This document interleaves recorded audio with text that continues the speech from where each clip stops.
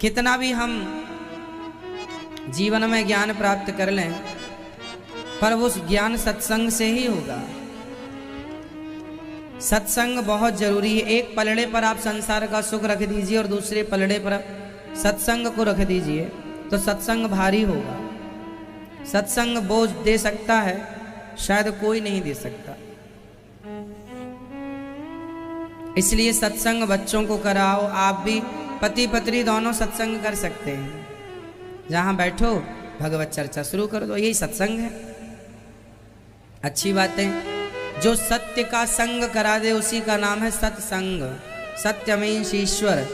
जो ईश्वर का संग कराए उसका नाम है सत्संग। जो भगवान से जोड़ दे, जो सच्चाई यथार्थ से जोड़ दे, उसी का नाम है सत्संग। तो आप सभी जो सत्संग में जुड़ रहे हैं बड़भागी हैं। हमारी मैया श्रीमती राजकुमारी मैया, स्वर्गीय कर्नल राजकुमार जी, श्री संदीप महाजन जी, आप समस्त परिवार, महाजन परिवार पठानकोट पंजाब से आप आए हैं और कथा का रसपान कर रहे हैं। आप लोगों को अच्छी लग रही है कथा? समझ में आती है? कथा एक बार कोई सुन ले तो बार बार सुनने की इच्छा होती है।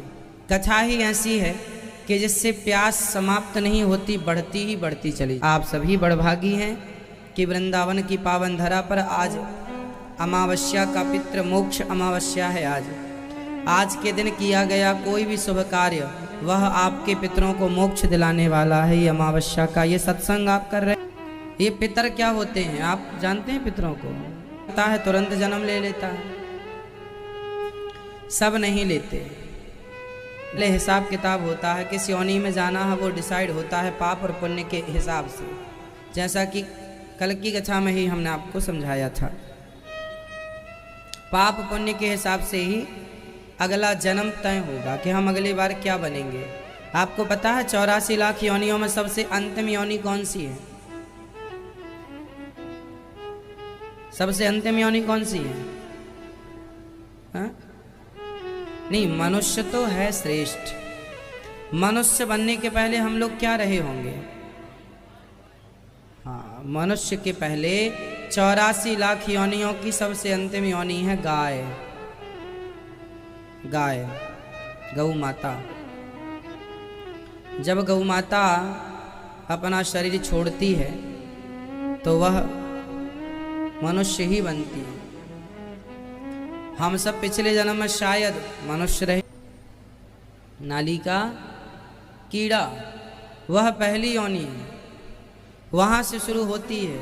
84 का चक्कर यही है, शेर बनो, कुत्ता बनो, बिल्ली बनो। ये कितना समय गुजरता है, तब कहीं जाकर भगवान मनुष्य बनाते हैं। अब जाओ मनुष्य बने हो, अब अच्छा कर्म कर लो और पार लग जाओ। ये मनुष्य का शरीर हमें भगवान को प्राप्त करने के लिए मिला है। शायद हम लोग नहीं जानते, इसलिए व्यर्थ में से गवाते रहते हैं, व्यर्थ के कामों में। पर आप लोग सार्थक कर रहे हैं अपने शरीर को कि आज पितृ मोक्ष अमावस्या के पावन उपलक्ष्य में, आज पितृ मोक्ष अमावस्या है, अर्थात आज पितरों का अंतिम दिन है। कहते हैं साल में 16 दिन के लिए पितर हमारे बहुत करीब आ जाते हैं मृत्यु लोक के।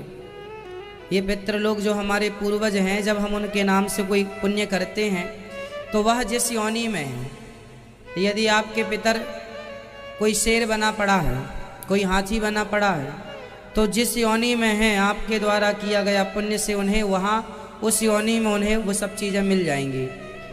आपने यहाँ पिंडदान किया और आपके पूर्वज यदि शेर बना है तो शेर को मांस के रूप में वह प्राप्त हो जाएगा, भोजन। गाय बना है कोई तो चारे के रूप में मिल जाएगा। बीमार है तो इलाज के रूप में उसे वो मिल जाएगा, तकलीफ दूर हो जाएगी। इसलिए जो कर्तव्य हैं वो करते रहना चाहिए। और आज तो बड़ा पावन दिन है पूर्वजों के लिए। इसी संदर्भ में श्री मैया श्रीमती मृदुल द्विवेदी जी राधा कृष्ण मंदिर भोपाल से हैं, रही हैं कथा। संग श्रीमती शांति देवी विशाल से हैं विशाखा। अक्टूबर से भागवत जी की पोथी बैठेंगी। कल हमने आपसे कहा था हम आपको राम कथा सुनाएंगे। राम का अर्थ क्या है? राम से, राम में भी राधा है, कृष्ण है, माँ मतलब माधव मतलब श्री कृष्ण।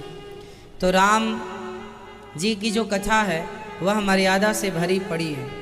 मर्यादा पुरुषोत्तम है भगवान, और श्री कृष्ण कौन है? लीला पुरुषोत्तम, प्रेम पुरुषोत्तम। प्रेम है भगवान श्री कृष्ण की कथा में, मर्यादा है राम जी की कथा में। रामायण किसने लिखी और रामचरितमानस किसने लिखी है? गोस्वामी श्री तुलसीदास जी। रामायण और रामचरितमानस ये दोनों ग्रंथ अलग अलग हैं। रामायण श्री वाल्मीकि जी ने लिखी, कलयुग में तुलसीदास जी वही वाल्मीकि तुलसी भय। वाल्मीकि जी, वो स्थितियां तो हमारे जीवन में कम आती हैं पर बहुत कुछ सीख लो आप। राम जी 14 साल के लिए जब घर से निकले माँ के कहने पर,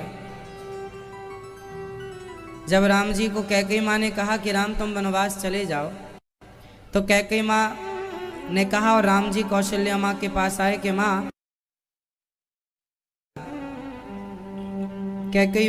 कौशल्या माँ ने कहा तू वनवास नहीं जा सकता राम। क्यों माँ? तेरे पिता तुझे वनवास क्यों भेजेंगे? मैं भी तो माँ हूँ तेरी, क्या मेरा अधिकार नहीं है तुझ पर? क्या दशरथ जी को, महाराज को, क्या हमसे पूछना नहीं चाहिए कि राम को वनवास भेजें कि नहीं? राम जी ने कहा माँ, पिताजी की भी आज्ञा हो गई है और माँ की भी आज्ञा है। कौशल्या ने कहा मैंने तो आज्ञा नहीं दी। नहीं माँ, आप भी तो माँ हो, कैकेयी भी माँ है, उन्होंने आज्ञा दी है कि मैं वनवास जाऊं। कौशल्या माँ तो मानो बेहोश हो गई। उन्हें विश्वास नहीं था कि कैकेयी ये व्यवहार कर सकती है कभी राम के साथ, क्योंकि राम जी से सबसे ज्यादा प्यार कैकेयी ही करती थी। कौशल्या जी ने अपना दूध कम पिलाया है, कैकेयी माँ ने अपना दूध राम जी को ज्यादा पिलाया है। भरत जी को कौशल्या माँ ज्यादा प्यार करती थी और राम जी को कैकेयी माँ ज्यादा प्यार करती थी, अत्यधिक प्यार करती थी माँ। जब कैकेयी माँ ने वनवास भेजा है, यह माँ ने सुना, माँ कुछ बोल ना पाई। राम जी ने कहा माँ, यदि मुझे जैसा बेटा अपने माँ बाप की आज्ञा नहीं माना तो आने वाले युग में फिर कोई बेटा अपने माँ बाप की आज्ञा नहीं, हमें छोड़ कर ना जाओ। राम जी चले हैं, सारी प्रजा थक गई थी, सारे लोगों ने विश्राम किया, सब सो रहे थे। राम जी ने देखा सब सो गए तो सबको सोता हुआ छोड़कर मेरे राम आगे जाने लगे। उनको लेकर राम जी आगे गए, जो जाग रहे थे, जो सो रहे थे उनको वहीं छोड़ दिया। कौन कौन जाग रहा था? सुमंत्र जी जाग रहे थे, लक्ष्मण जी जाग रहे थे, माता सीता जाग रही थी, और वह घोड़ा को जंगल की दर दर ठोकर खवा कर इन्हें कष्ट दूं, इन्हें सोता हुआ छोड़ दूं, रहूंगा। मैं लक्ष्मण प्रतिज्ञा करता हूं, मैं कभी सोऊंगा ही नहीं। 14 साल तक लक्ष्मण जी सोए नहीं, इस डर से कि कहीं मैं सो गया और राम जी छोड़ के चले गए तो जो सोवत है वो खोवत है, जो जागत है वो पावत है। चल पड़े राम जी आगे, लक्ष्मण जी आगे। तमसा नदी के बाद आगे चले तो राम जी चलते चलते चलते चलते केवट के पास पहुंचे। रास्ते में निषाद राज इत्यादि मिले हैं। निषाद जंगल में रहते थे, ये निषाद को राम जी ने गले लगाया है। आगे केवट के पास पहुंचे, राम जी ने केवट से कहा भैया केवट नाव लाओ, आज तुम्हारी नाव में बैठ के हमें उस पार जाना है। केवट बोला राम जी मैं अपनी नाव लाऊंगा तो मैं अपनी रोजी रोटी से हाथ धो बैठूंगा। राम जी ने कहा क्यों? केवट कहा प्रभु आपके चरणों में जादू है। कौन सा जादू है? बोले छुअत सिला भई नारी सुहाई, आपके चरणों की रज गिर जाए, पत्थर पर गिर गई तो पत्थर नारी की नारी बन गया। मेरी चरणों, मेरी नाव में आपके चरण पड़ गए और कहीं मेरी नाव कोई महिला बन गई तो मेरी पत्नी कहेगी कि मैं तो थी, ये कहाँ से आ गई दूसरी। आप चरण जरा धुलाइए अपने। केवट राम जी से कह रहे हैं, केवट कह रहे हैं, यदि आप कृपा करें तो मुझे ये अवसर दिया जाए। नाव न केवट आना। राम जी से कहते हैं, राम जी ने कहा भैया केवट नाव लाओ, हमें पार लगाओ। केवट बोला चरण धोकर के चरणामृत लेकर ही पार लगाऊंगा। अब राम जी ने कहा जल्दी है। केवट बोला जल्दी है तो पैदल चले जाओ। केवट ने कठौता लाया। राम जी ने कहा ठीक है अब तुम्हारा मन है धुल लो। राम जी के चरण केवट धुल रहा है और चरण धोकर चरणामृत ग्रहण कर रहा है। और चरणामृत ग्रहण कर, चरणामृत की महिमा है आकाल मृत्यु हरणम सर्वव्याधि विनाशनम विष्णुं पादोदकं पीत्वा पुनर्जन्म न विद्यते। आकाल मृत्यु कहते हैं जो चरणामृत रोज पीता है उसकी कभी आकाल मृत्यु नहीं होती। इसलिए चरणामृत पिया करो, नित्य पिया करो। ठाकुर जी को नहवाओ और चरणामृत का सेवन करना चाहिए। राम जी को नाव में बिठाया चरण धो करके। चरण जब धो के बिठाया और नाव चली, चरण धो रहा था तो राम जी को हिलाए जा रहा था। हिलाए, राम जी बोले आराम से धुल। केवट बोला मेरे ऊपर हाथ रख लीजिए। भगवान राम ने जब हाथ रखा तो राम की आंखों में आंसू आ गए। केवट बोला प्रभु क्यों रो रहे हैं? राम जी बोले कि अभी मुझे लगता था कि मैं ही सबको थामे हुआ हूँ, लेकिन आज पता चला कि भक्तों ने मुझे थाम रखा है। को तैरना नहीं आता तो मेरा हाथ पकड़ लो। केवट कितना चतुर है, तुम क्यों नहीं पकड़ते केवट राम जी का हाथ? केवट बोला यदि मैंने राम को पकड़ लिया तो कभी अभिमानवश मैं राम को छोड़ सकता हूँ, परंतु जिसे राम जी ने पकड़ लिया उसे राम करना चाहिए। भगवान से ये कहो प्रभु हम आपको नहीं, आप हमें पकड़ लीजिए। यदि भगवान ने हमें पकड़ लिया है तो फिर भगवान कभी छोड़ेंगे नहीं। इसलिए हम आपको ना पकड़े, आप हमें पकड़ लीजिए। अब राम जी ने जब केवट की नाव पार लगी और राम जी उतरे तो केवट ने, राम जी ने केवट को उतराई में अंगूठी दी। सीता मैया ने अंगूठी पहन रखी थी, उतारी, राम जी को दिया, कहा प्रभु इसे उतराई दे दो।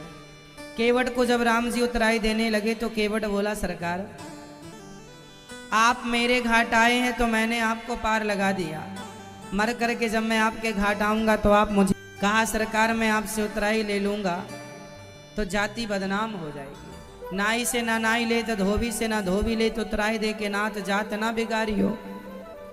धोबी कभी धोबी से पैसों की धुलाई कपड़ों के पैसे नहीं लेता। आप भी केवट हैं, हम भी केवट हैं। राम जी बोले हम कहाँ से केवट? अरे प्रभु जी मैंने तो गंगा से पार लगाया, आप तो भवसागर से पार लगाते हैं। दोनों का काम एक सा ही है, पार लगाने का। हमारा भी काम पार लगाने का है, आपका भी काम पार लगाने का। जब आप हमारे यहाँ आए हमने पार लगाया, हम आपके यहाँ आए आप पार लगा देना, और कछु न चाहिए। राम जी बड़े प्रसन्न भये, केवट को आशीर्वाद दिया। पंचवटी आए, एक चित्रकूट आए राम जी संतों का दर्शन करते हुए। चित्रकूट में राम जी से मिलने के लिए भरत जी आए। देखो राम जी से मिलने भरत जी आए हैं। भाई कैसा हो रामचरितमानस से सीख लेना चाहिए। केवट भरत जी राम जी से मिलने आए नंगे पांव। कैकेयी जब और जब भरत जी महाराज आए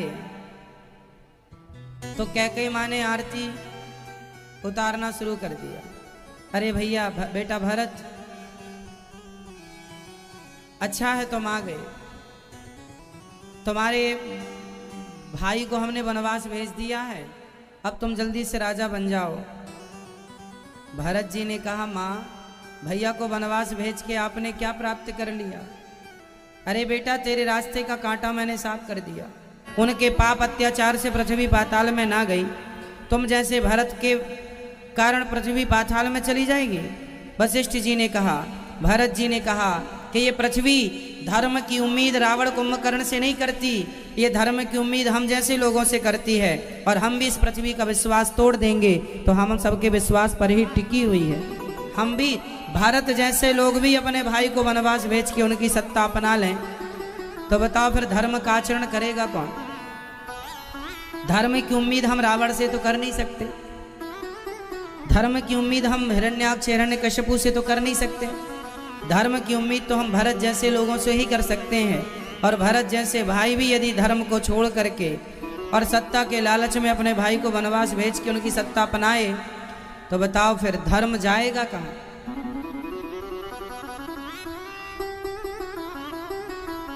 धर्म की परिभाषा बड़ी गहरी है मेरी माँ, समझो। एक गधा था, धोबी उस गधे को लेकर के रोज चराने के लिए जंगल ले जाता था। एक दिन जंगल में बहुत बढ़िया चमकीला पत्थर मिल गया धोबी को, तो वो पत्थर उठाया और गधे के गले में उसने डाल दिया, बांध करके रस्सी से गधे के गले में डाल दिया। एक दिन वहां से जौहरी, अब धोबी को रोज वो साबुन लगाए, गधे को रोज साबुन लगाए धोबी, और उसी पत्थर से गधे को घिसता था, साफ करता था। एक दिन वहां से कोई जौहरी निकला, उसकी नजर, कहा पत्थर का क्या मूल्य है? नहीं कुछ ले लो, पैसे ले लो। धोबी को लगा कि ये पागल हो गया है, पत्थर खरीद रहा। जौहरी ने कहा, धोबी ने कहा कितना दोगे? जौहरी ने कहा 5 रुपए दूंगा। पर वो हीरा जब जौहरी के हाथ में आया तो वह हीरा टूट करके टुकड़े टुकड़े हो गया।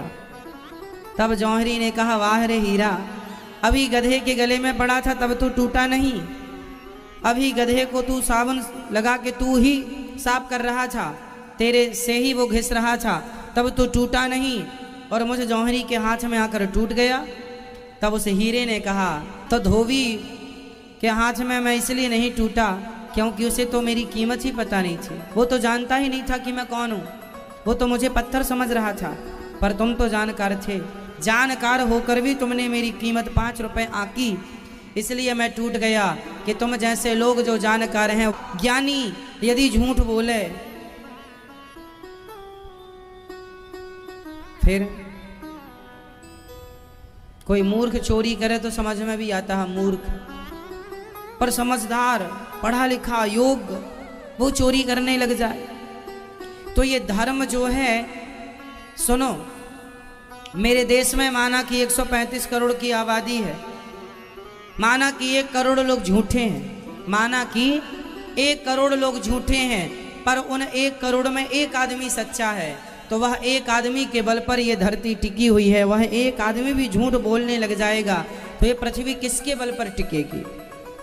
माना कि 1 करोड़ लोग झूठे हैं, पर 1 तो सच्चा है, उस 1 सच्चाई के बल पर पृथ्वी टिकी है, और वह 1 ने भी अपना सत्य छोड़ दिया, तो फिर सत्य को थामेगा कौन? सत्य का आचरण करेगा कौन? तो ये जो सत्य का हीरा है, यह आप जैसे कुछ लोगों ने, आप जौहरी हैं, सत्य को पहचानिए कि सत्य ही सबसे बड़ा हीरा है। आप जानते हैं कि झूठ बोलना पाप है, फिर भी आप झूठ बोलेंगे तो बेचारा सत्य किसकी शरण में जाएगा? ये तो बताओ, सत्य रहेगा कहाँ? मैं भी झूठ बोलने लग जाऊं, आप भी झूठ बोलने लग जाएं, तो सत्य कहाँ जाएगा? किसके द्वार पर दस्तक देगा ये सत्य? कहाँ जाएगा? कौन थामेगा? इसलिए लोग झूठ बोलें तो बोलें, गलत काम करें तो करें, हमें और आपको नहीं करना, क्योंकि हम समझदार हैं, हमने सत्संग किया है, हमने शास्त्रों को जाना है, क्या सही है क्या गलत है, हम गलत रास्ते पर ना चलें। इसलिए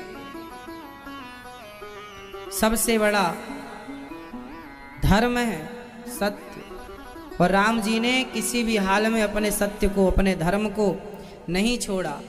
राम जी चित्रकूट गए, आगे भरत जी मिलने आए, चरण पादुका लेकर भरत जी चले हैं।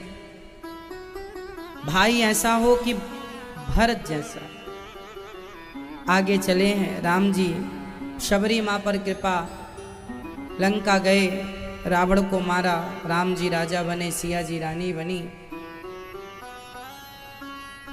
राम जी ने माता सीता को गर्भावस्था में, जैसे आप लोग कहते हैं कि राम जी ने माता सीता को क्यों निकाला, क्यों त्यागा, मैंने कई बार इसको कहा है कि राम जी ने सीता माँ को नहीं निकाला, राम जी ने सीता माँ को नहीं त्यागा। अच्छा मुझे आप लोग बताओ, राम जी ने सीता पर आरोप नहीं लगाया, प्रजा ने सीता माता पर आरोप लगाए कि ये रावण के यहाँ रह के आई हैं। राम जी ने आरोप लगाया है कि प्रजा ने, बताइए। इसलिए राम जी ने सीता माँ को वनवास नहीं भेजा, प्रजा ने भेजा है। अब आप कहेंगे प्रजा की बात राम जी ने मान क्यों ली? क्योंकि उस समय राम जी राजा थे और राजा का धर्म ही होता है कि अपने प्रजा की बात मानना और प्रजा को संतुष्ट करना। अब प्रजा कह रही है राम को वनवास, सीता को हम स्वीकार नहीं करेंगे रानी के रूप में, महारानी के रूप में। क्या करते राम जी? जीवन में हमें जो जो कष्ट मिलता है वह हमारा क्या है मेरी माँ? कर्म दंड है। जैसी करनी वैसी भरनी, जैसा कर्म किए हो अब भोगना पड़ेगा, क्या करो। तो राम जी की ये अनंत कथाएं हैं, सारी जिंदगी में आपको कथा सुनाओ राम जी की तो पूरी नहीं हो सकती। ऐसी कथा को हम बारंबार नमस्कार, भगवान राम के चरणों में बारंबार नमन। कल हम भगवान श्री कृष्ण का जन्म सुन रहे थे। भगवान श्री कृष्ण का कल जन्म हुआ, जन्मोत्सव मनाया हम सभी ने। और जब जन्म हुआ तो भगवान को लेकर के वसुदेव जी चले। कहाँ चले हैं? गोकुल। जब चले तो जेल के दरवाजे अपने आप खुल गए, पहरेदार अपने आप सो गए। जो भगवान को लेकर चलता है उसके लिए मोक्ष के दरवाजे सदा के लिए खुल जाया करते हैं। क्या हो जाता है? मोक्ष के दरवाजे खुल जाए, में किसी को स्थान ना दें। चले वसुदेव जी, यशोदा के यहाँ कृष्ण को रखा, कन्या को लिया आए। कंस ने पत्थर पर पटका और यहाँ गोकुल में उत्सव चालू हो गया। यशोदा बधाई हो। अभी उत्सव चल ही रहा था कि पूतना मौसी आ गई। पूतना लोक बालघिनी राक्षसी रुधिरासना जिघांसया पहरे स्तनम दत्वापसद्गतिम। पूतना छोटे छोटे बच्चों को मार मार करके खा जाती थी। बकासुर की बहन थी ये पूतना। जब पूतना भगवान श्री कृष्ण को मारने आई तो भगवान ने पूतना को देखते ही अपने नेत्रों को बंद कर लिया। मानो भगवान कहना चाहते हैं कि जिसका तन सुंदर है मन सुंदर नहीं है, ऐसों को हम देखना भी पसंद नहीं करते, इसलिए नेत्रों को बंद कर लिया। पूतना का तन बहुत सुंदर था। पूतना माया से सुंदर बन गई ना। पूतना का तन कैसा था? सुंदर। और मन कैसा था? बिल्कुल गंदा। जिसका तन सुंदर है मन सुंदर नहीं है, ऐसों को भगवान देखना भी पसंद नहीं करते। इसलिए भगवान को प्राप्त करना है तो तन को सुंदर नहीं मन को सुंदर बनाया जाए। निर्मल मन जन सो मोहि पावा, मोहि कपट छल छे। शरीर बंधन का कारण है कि मन बंधन का कारण है? बंधन किसका है, शरीर का कि मन का? हाँ, मन। सारे फसाद की जड़ कौन है? मन। आपको दुखी कौन करता है? आपके दुख का कारण क्या है? आपका मन। आपको गुस्सा कौन दिलाता है? मन बहुत सारी बीमारियों का कारण है। देखिए मैं आपको एक एक से समझाता हूं। यदि आपके मन का हो गया तो आप खुश, और मन का नहीं हुआ तो गुस्सा। आपको गुस्सा कब आता है? बताओ, क्रोध कब आता है आपको? क्रोध आने का कारण क्या होता है? जब हमारे मन का नहीं होता कोई काम, तब हमें क्या आ जाता है? क्रोध कब आता है?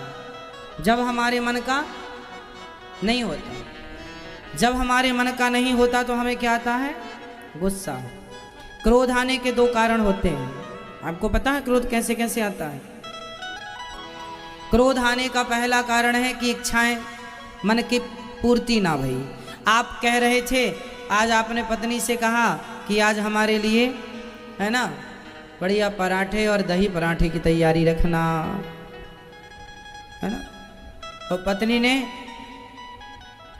आपके लिए पुलाव बना दिया। गुस्सा क्यों आया? क्योंकि मन की पूर्ति नहीं हुई। आपने सोचा कुछ, चाहा कुछ, हो कुछ गया। बेटे को आपने बुलाया, यहाँ आओ ये काम करना है, बेटे ने वो काम नहीं किया, मन का नहीं हुआ आपके, गुस्सा आ गया। कुल मिला के क्रोध का कारण है मन। मन की पूर्ति ही शांति देती है और मन का पूर्ण ना होना ही, इच्छा पूरी ना होना ही मन को उदास कर देती है, क्रोध दिला देती। क्रोध आने का दूसरा कारण है अभिमान, एटीट्यूड। जब हम ज़्यादा अभिमानी हो जाते हैं और हमें कोई ज़रा सा धक्का मार दे, क्यों देख के नहीं चलता, है ना, जानता नहीं हम कौन है, जरा सा धक्का लगने में गुस्सा आ गया। क्यों? क्योंकि अभिमान है। तो या तो अभिमान क्रोध दिलाता है या तो मन की आपूर्ति क्रोध दिलाती है। इसलिए मन ही सारी फसादों की जड़ है। इसलिए मन को कंट्रोल कर लिया जाए तो सारा झंझट समाप्त हो जाए। मन की गति है अटपटी, झटपट लखे न कोई, मन की जब खटपट मिटे तो झटपट दर्शन हो। मन के हारे हार है, मन के जीते जीत, मन ही मिलावत राम से। माने उत्सव रखा, भगवान को मारने शकटासुर आया, छकड़े पे बैठा, भगवान ने शकटासुर को मारा। फिर तृणावर्त आया, तृणावर्त को मारा। अब भगवान का नामकरण संस्कार गर्गाचार्य जी ने। गर्गः पुरोहितो राजन यदो नाम सुमहातपा, व्रजम जगामनंदस्य वृषभसुदेव प्रचोदितः। गर्गाचार्य जी बड़े अच्छे साधक हैं, साधु हैं, संत हैं। भगवान का नामकरण संस्कार करने आए। हमारे देखो 16 संस्कार होते हैं सनातन धर्म में। संस्कार कितने होते हैं? संस्कार तो वैसे बहुत हैं। पहला संस्कार क्या है? गर्भाधान संस्कार। पुरुष के द्वारा जब स्त्री के गर्भ में गर्भ की स्थापना होती है, वह भी एक संस्कार है। ऐसे 16 संस्कार। तो बच्चों को सबसे आवश्यक है कि आप उनको संस्कार दें और बहुत अच्छा बनाएं अपने बच्चों को। संस्कार, नामकरण संस्कार हुआ भगवान का। संस्कार आजकल माँ बाप अपने बच्चों को देते नहीं। आजकल माँ बाप क्या चाहते हैं? बस मेरा बेटा पढ़ लिख जाए और पैसा कमाने लग जाए। कैसे भी कमा के लाए, कहीं से भी लाए, चोरी करे, डाका डाले, मर्डर करे, कुछ भी करे, आपको फलीभूत होगा ना आपके बच्चों को फलीभूत होगा। इसलिए पैसा जब भी कमाया करो तो ये जरूर देखा करो कि ये हम ईमानदारी से कमा रहे हैं या बेईमानी से। धन हमेशा ईमानदारी का हो। ईमानदारी के धन में बहुत सारे गुण होते हैं। वो शांति देने वाला होता है, सुकून देने वाला होता है। और बेईमानी का धन सदा झगड़ा कराता है, कलह कराता है। इसलिए ईमानदारी का पैसा, है ना। आजकल तो लोग दहेज मांगते हैं बहुत सारा। दहेज, इतना सारा दहेज मांगते हैं, हमें इतना चाहिए, इतना चाहिए, गाड़ी चाहिए, ये चाहिए, वो चाहिए। मैं आप लोगों से एक निवेदन करूं। निवेदन सिर्फ यह है कि आप अपने बच्चों को इतना योग्य बनाना कि आपके बच्चे स्वयं कमा कमा के अपनी इच्छाएं पूरी करें। उन्हें दहेज नहीं लेना चाहिए। जितना है हमारे पास बहुत है। आजकल तो मांग, डिमांड बहुत होती है, हमें ये दे दो, हमें वो दे दो, ये दे दो। मंदिर के बाहर जो होता है ना, उसे कहते हैं भिखारी। वो क्या करता है? भीख मांगता है। और जो दहेज मांगते हैं वो बता भीख वो भी है कि नहीं? दे दो भैया, ससुर जी दे दो, ससुर जी, ससुर जी ये दे दो, ससुर जी वो दे दो। तो मंदिर के बाहर वाले भिखारी में और आप दहेज मांगने वाले भिखमंगों में क्या अंतर रहा? इतना भला नहीं है। इसलिए अपने बच्चों को इतना योग्य बनाओ, इतना लायक बनाओ, इतना काबिल बनाओ कि उन्हें किसी से मांगने की जरूरत ही ना पड़े। एक लड़के ने अपने ससुर जी से कहा, ससुर जी मंडप के नीचे, ससुर जी हमें गाड़ी दे दो। ससुर जी ने कहा, बेटा ऐसी तो कोई बात हुई नहीं थी कि गाड़ी देना है। अब मंडप के नीचे बच्चा, दामाद जी कह रहे हैं हमें गाड़ी दो, नहीं तो हम शादी नहीं करेंगे। अब ससुर जी ने क्या किया, बेचारे ने अपना घर गिरवी रख दिया और घर गिरवी रख के जो पैसे मिले सो गाड़ी खरीद कर दिया।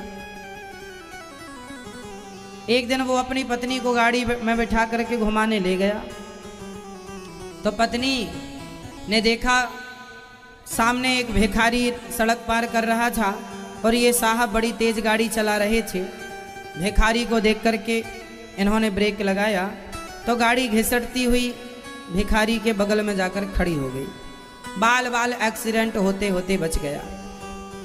ये आदमी गाड़ी से उतर के भिखारी को डांटने लगा, क्यों रे, कमा कमा के खा नहीं सकते हो? जब देखो जब भीख मांगते रहते हो। तब इसकी पत्नी ने उस भिखारी को 100 रुपये देते हुए उसे विदा किया। तो इसने कहा, क्यों उसे 100 रुपये क्यों दे दिया? उसकी पत्नी ने कहा, देखो वो अपाहिज था, उसका एक पांव टूटा हुआ है, वैसाखी लेके चल रहा था। भीख मांगना उसकी मजबूरी है क्योंकि वो अपाहिज है। लेकिन आप तो अपाहिज नहीं थे, फिर भी मेरे पिता से आपने भीख मांगी गाड़ी की। इसकी तो मजबूरी थी कि ये भीख मांग रहा है क्योंकि अपाहिज है। आप तो अपाहिज नहीं थे, फिर भी आपने भीख मांगी। तो बताओ भिखारी कौन है? वो नहीं है जो अपाहिज होके भीख मांग रहा है, बल्कि दोनों पांव सलामत होके तुम भीख मांग रहे हो कि हमें ये दे दो वो दे दो। सबसे बड़े भिखारी तो आप हैं। ऐसा उसकी पत्नी ने कहा। उसका मुंह बंद हो गया। इसलिए आप लोगों को समझना चाहिए कि अब समझदार हो गए हैं आप लोग। योग्य लड़की लाइए, योग्य लड़की से विवाह कीजिए। संस्कारी लड़की हो, संस्कारी लड़का हो। मांगना वांगना, लड़की का पिता जो दे दे ईमानदारी से लेना चाहिए। डिमांड नहीं करनी चाहिए, ये दो वो दो, ये दो वो दो। मांगने से आदमी छोटा हो जाता है। मांगने से आदमी, बोलो हाँ या ना? इसलिए मांगना नहीं चाहिए। आप अपने आप को ऐसा बनाएं, अपने बच्चों को ऐसी शिक्षा दें कि उन्हें भी कभी किसी के सामने मांगना ना पड़े। स्वाभिमान से जीवन जियो अपना अपना, स्वाभिमानी बनो। स्वाभिमानी वही है जो मर जाए पर मांगे ना। सुदामा जी कितने स्वाभिमान, पर सुदामा जी ने मांगा नहीं है। क्या सुदामा जी ने मांगा है? मांगा कुछ नहीं, ये स्वाभिमान है। कुछ मांगना ना, दहेज की लिस्ट दे देता है, ये चाहिए ये चाहिए ये चाहिए चाहिए, इतना इतना। आज भी हमारे देश में कुछ लोग ऐसे हैं जो फ्रिज नहीं खरीदते इसलिए कि शादी में तो मिल ही जाएगी। गाड़ी नहीं खरीदते इसलिए शादी में मिल ही जाएगी। टीवी नहीं खरीदते, शादी में तो मिलना ही है।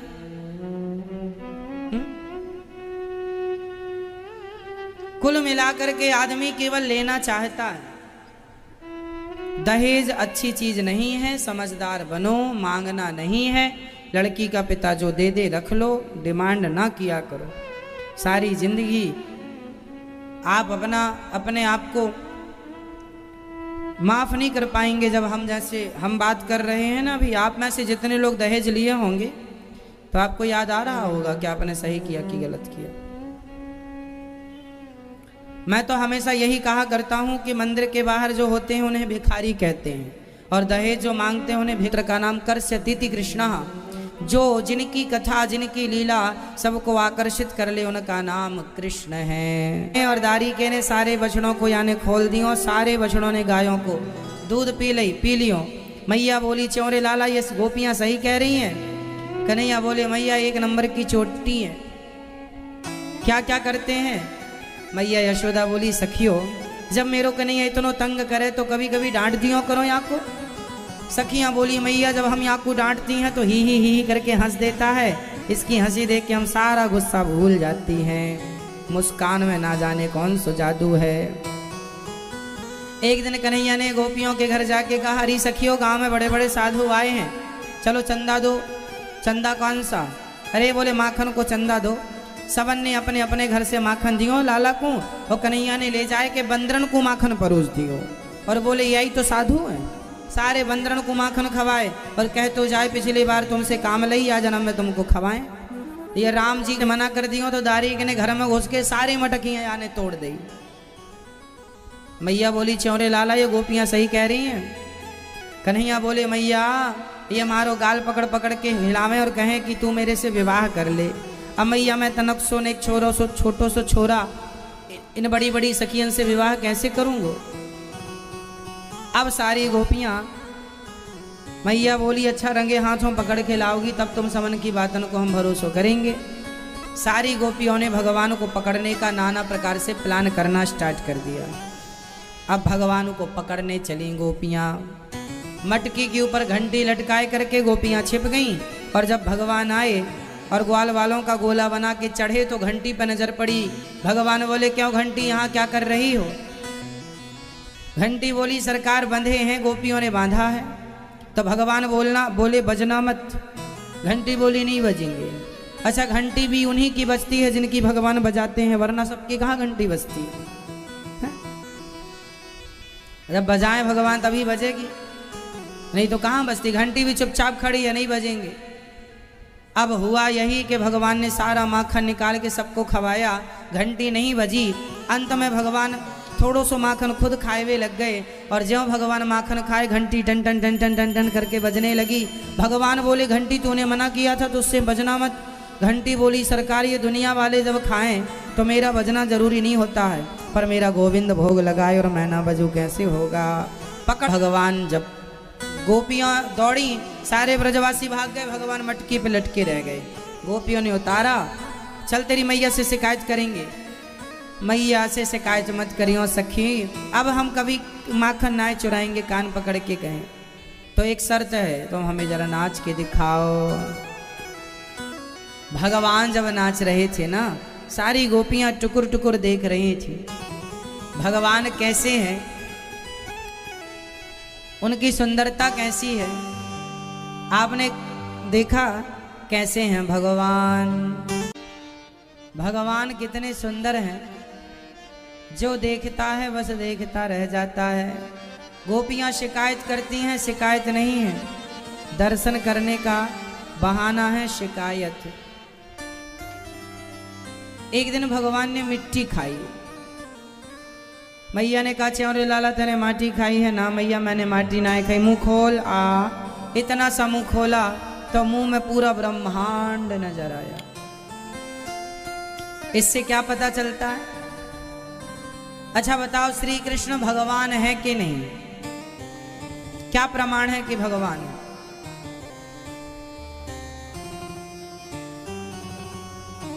राम जी भगवान हैं, कृष्ण जी भगवान हैं। कैसे, किस आधार पर आप कहेंगे कि भगवान है? क्या सबूत है इस बात का? कोई कहे कि वो तो इंसान है, मनुष्य है हमारी तुम्हारी तरह, फिर आप कैसे सिद्ध करेंगे कि ये हमारी तरह तुम्हारी तरह नहीं है, भगवान है? कैसे सिद्ध करेंगे आप? सामान्य इंसान नहीं हो सकता, वो भगवान ही है। जिनके इतने से मुंह में पूरा ब्रह्मांड समाया है वो इंसान नहीं हो सकते, वो भगवान है। कुछ लीलाएं भगवान की ऐसी हैं जिससे सिद्ध होता है कि भगवान ही हम जैसे पापियों के मध्य कृष्ण और राम बनकर के प्रकट हुए हैं, ताकि हम उनका नाम सुनकर उनकी कथा का आश्रय लेकर के अपने आप को कृतार्थ कर सकें। भगवान ने इतने से मुंह में ब्रह्मांड दिखाया। एक दिन राजा परीक्षित ने सुखदेव भगवान से कहा प्रभु ये माँ यशोदा ने कौन सा पुण्य किया है? तब कहा कि माँ यशोदा के पुण्य का कोई हिसाब नहीं। माँ यशोदा के पुण्य इतने हैं, अरे जिनके पुत्र भगवान बने हों वो कोई सामान्य पुण्य तो होगा नहीं।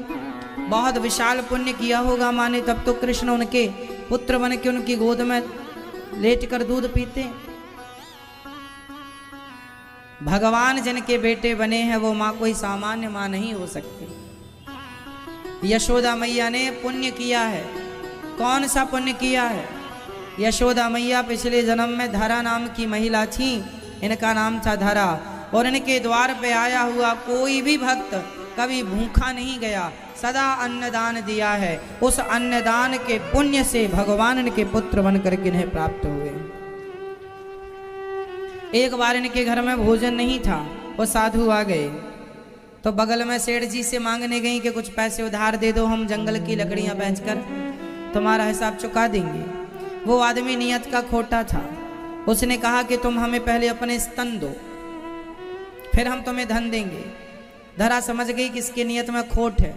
धरा ने अपने स्तनों को चाकू से काट कर दे दिया, ले तुझे मेरे स्तन सेवा करनी पड़े। तो माँ धरा ने किया, उसी के प्रभाव से भगवान इनके पुत्र बने हैं और आज इनका दूध पी रहे हैं। कुल मिला के अन्नदान को आप हल्के में ना लीजिएगा। अन्नदान से जीवन की बहुत सारी समस्याएं समाप्त हो जाती हैं। अन्नदान से जीवन में जो ग्रह नक्षत्र का की कुदृष्टि होती है वह भी नष्ट होती है।